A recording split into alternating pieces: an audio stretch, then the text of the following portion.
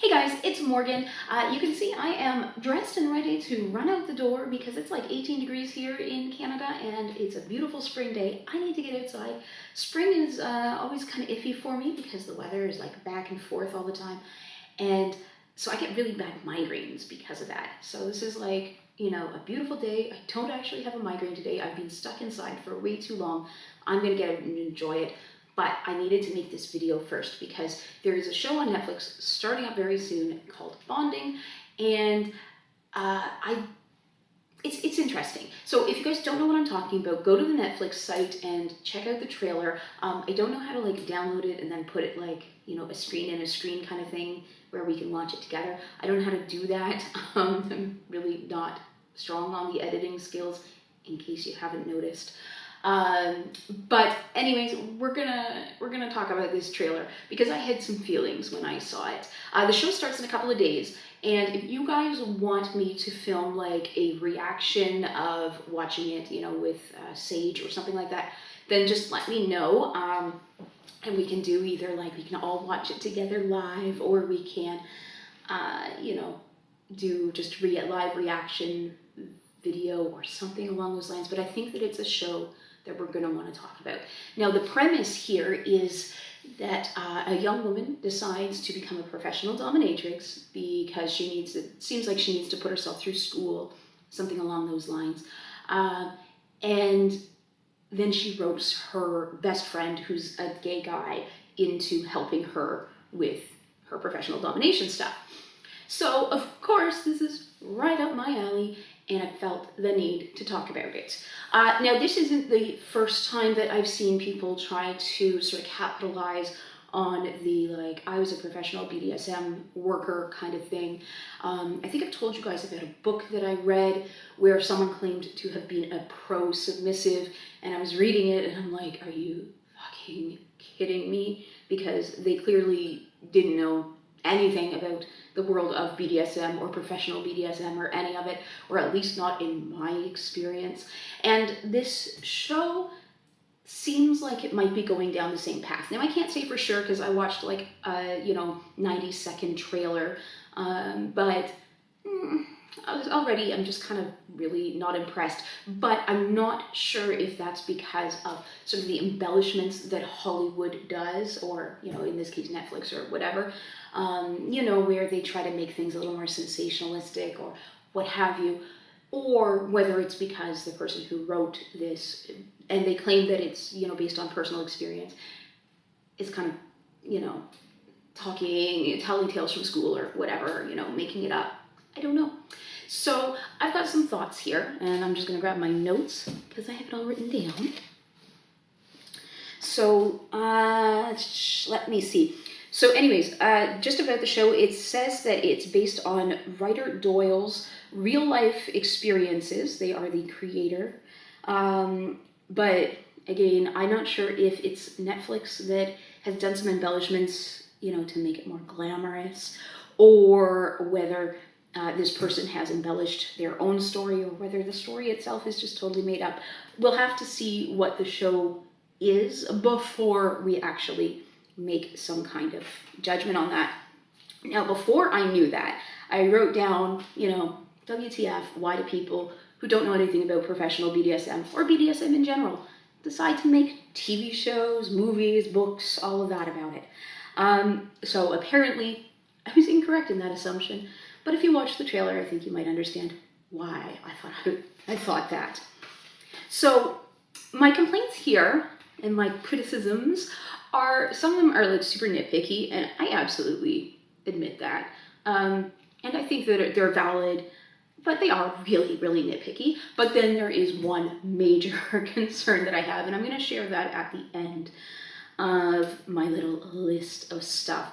So the first thing is that we see this girl who says that she's like a pro-dom, and she's there and she's in like, you know, a PVC corset, and it's obviously just like a little fashion corset. And if you don't know about my issues with like silly fashion corsets and stuff like that, I have like a whole playlist on corsets, and I'm a tight lacer, so I'm a little snobby when it comes to these things. Don't mind me. I mean, if you like fashion corsets, bloody well wear them. It's just me being a snob, so don't mind me here. But anyway, so she's in her little outfit, but she's wearing like this collar with a big ring on it, and I'm a little old school because like my kink journey started in the 1990s, and it was like, you know, a dominant wouldn't wear a collar pretty much at all, and if they did, it certainly wouldn't have any like rings or anything where you could, you know, attach a leash. Like I've seen some who like to wear spiked collars, and I mean like certainly there's enough overlap between like the goth scene and the kink scene and things like that. I mean, at least fashion wise, where people enjoy collars. So it's like, again, a totally nitpicky thing, but usually dominants are not the ones wearing collars. And I think that a lot of people would have an issue with that. And especially when we get into the world of professional domination, people can be very, very picky about things. And you need to project a certain image. And that has to be the sort of perfect, pristine image of a dominant that never would even consider, you know, switching or bottoming or anything like that.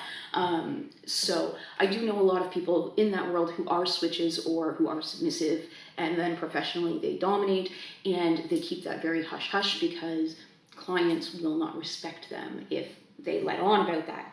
So that to me was just like, and again, that's probably like a Hollywood or like, you know, the costume people are like, wait, but let's put a collar in because collars are BDSM things, and just have no idea. So I'm not gonna like, you know, shit on the show for that, but except that I am, you know, because I've had migraines for a long time. I'm allowed to be bitchy, okay?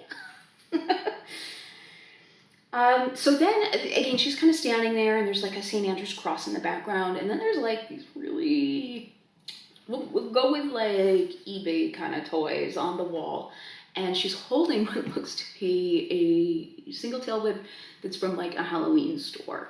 And so I'm kind of, you know, getting a giggle out of that. Now, certainly there are people who, you know, don't know a lot about BDSM, decide they want to be a pro dom, go to the sex store, buy like, you know, some of the really crappy toys that are available, and then try to make it work.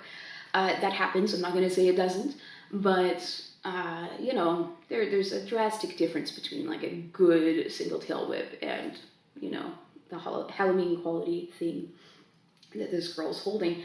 And then like she's got like a St. Andrew's cross there, and you can see mine in the background.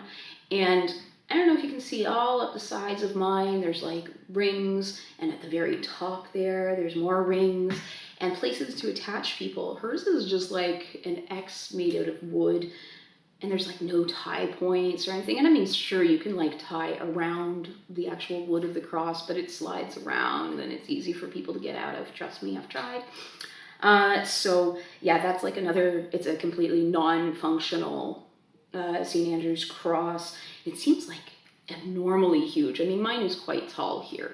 Like I can't use those top attachment points because I can't reach them, even when I used to be able to wear like, you know, 6-inch platforms and all that. I'm way too short, but you know, you do need places to attach people, and you don't need a 12-foot tall St. Andrew's cross. And it just doesn't look like it's very well made. At one point she says she's a full service fantasy provider. Now full service in the sex industry does refer to actually engaging in sexual acts. And of course most pro-doms, not all, because everybody gets to make their own decisions about limits and what they're willing to do, but as a general rule, most pro-doms do not engage in full service sex work. We basically will engage in BDSM activities, which do not generally include sex acts, because sometimes it's for legal reasons, sometimes it's for personal reasons, sometimes it's a combination of both. But generally, you know, you don't go to a pro-dom expecting to have PIV sex or anal sex or hand jobs or blow jobs or any of those kind of things. It is strictly BDSM activities. So by you know, saying she's a full service fantasy provider, she's implying that she's doing full service sex work. Again, there's absolutely no problem with that, and I absolutely support everybody who does full service sex work. It's just that it's not typical of pro doms, and I don't want to get into any like hierarchy bullshit here. Sex work is sex work. We're all the same. but we do provide different services. And then, of course, there is some of the crappiest bondage I've ever seen. And it looks like she's kind of practicing, but then she like wanders off and leaves the poor guy, her best friend, this gay guy, tied up in bondage. And so I'm just kind of like, I don't know who you consulted with for bondage stuff, but they weren't, I don't know what that was. And I mean, you only catch a quick glimpse of it, but it just doesn't look very good to me. And then, of course, like the major thing here. Well, actually, okay, let's talk about one of the things that kind of makes me, again, think that this is not the most true thing. Most clients, this is not the most important thing. This is like maybe the second most important thing. This is the real complaints. Most clients do not want the presence of another man unless they have negotiated a scene which includes another man there. Most clients do tend to be men, pro-doms, but yeah, having another man, gay, straight, doesn't matter, present is really, really disturbing to a lot of pro-dom clients. Again, if they have negotiated that they're like a forced bi type thing, that's one thing. So at one dungeon that I worked at, we had another dom that was working there, and they presented fairly masculine. Like I'd say maybe even a step beyond butch, but and they generally used neutral pronouns when they were working. Of course, they went with like mistress and everything like that, because there are, again, expectations of pro-doms that we generally have to conform to if we want to, make money. So anyways, a client saw this dom and got totally freaked out and thought that they had just run into a man at the dungeon, another man at the dungeon. And so it was a real issue, and we, got it all sorted out in the end. But that's the kind of like more extreme reaction that these guys will have to seeing another man. So the idea of having this gay best friend there, as cute and quirky as it is, and unfortunately he seems to be like a real like stereotype of a gay man. Again, I have only seen a 90-second trailer. I can't say for sure here, but from what I saw, he really conforms to a lot of stereotypes about what a gay man is, which kind of sucks. But I mean, that's also fairly common in a lot of TV shows and all that. I mean, representation of minority groups is not great to begin with. So, it is what it is, I suppose. Without getting into like big political discussions, I'm just going to leave that one there. Feel free to chat in the comments about it, as long as everybody is respectful, as always. But anyways, so yeah, having another man present can be a big issue for a lot of clients. But so the most important issue that I saw, after all that talking, here's the really important one, is that they seem to have absolutely no concept or respect for consent. Now, if you guys have been watching my channel like at all in the last couple of years, you will know that I go on and on and on about consent. If you have ever come to one of my classes or seen me speak publicly or anything like that, you will know that I go on and on and on about consent, because consent is what separates BDSM from abuse. And I will say it until I go blue in the face. It does not matter. It's the most important concept that we have with BDSM activities.